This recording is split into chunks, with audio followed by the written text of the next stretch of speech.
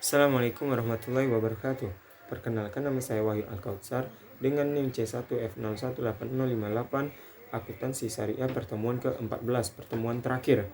Adapun pembahasannya ada 7, pengertian dan jenis zakat, dasar syariah, objek zakat, penerima zakat, orang yang tidak boleh menerima zakat, hikmah zakat, dan yang terakhir perlakuan akuntansi. Pengertian dan jenis zakat. Zakat merupakan salah satu rukun Islam dan menjadikan unsur pokok bagi penegakan syariat Islam.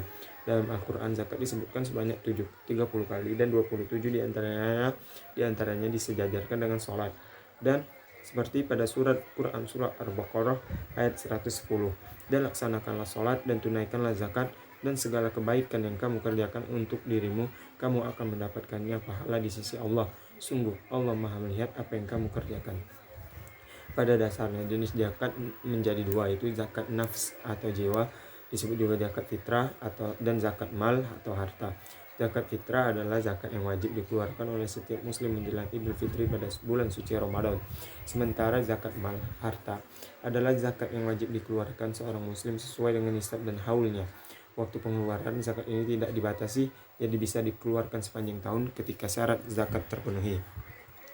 Dasar syariah yang pertama Al-Quran, dan yang kedua hadis. Yang Al-Quran terdapat dalam Quran surah At-Taubah.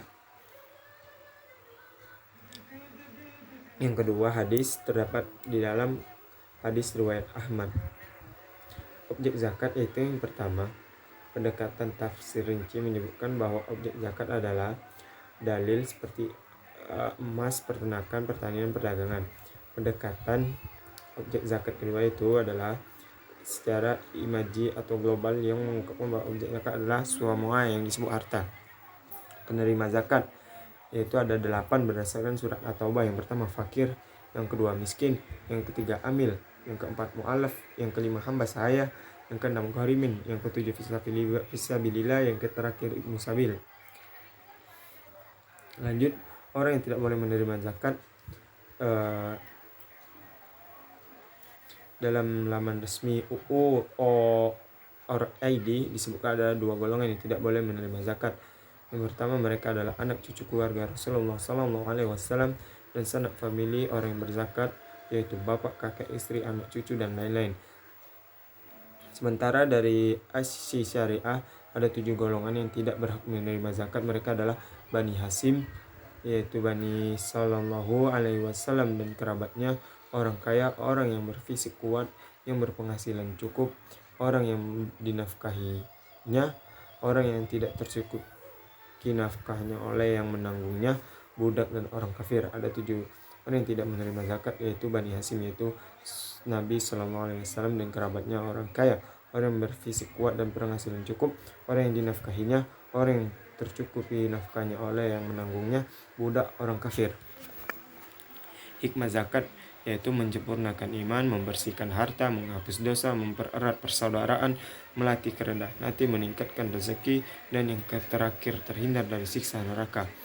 Perlakuan akuntansi. Amil adalah entitas pengelola zakat yang pembentukannya dan atau pengukuhannya diatur berdasarkan peraturan perundang-undangan yang dimaksudkan untuk mengumpulkan dan menyalurkan zakat, infak, atau sedekah. Dana amil adalah bagian amil atas dana zakat dan infak, sedekah, serta dana lain yang oleh pemberi diperuntukkan bagi amil. Dana amil digunakan untuk pengelolaan amil. Dana infak atau sedekah adalah bagian non-amil atas penerimaan infak atau sedekah. Dana zakat adalah bagian non-amil atau penerimaan zakat.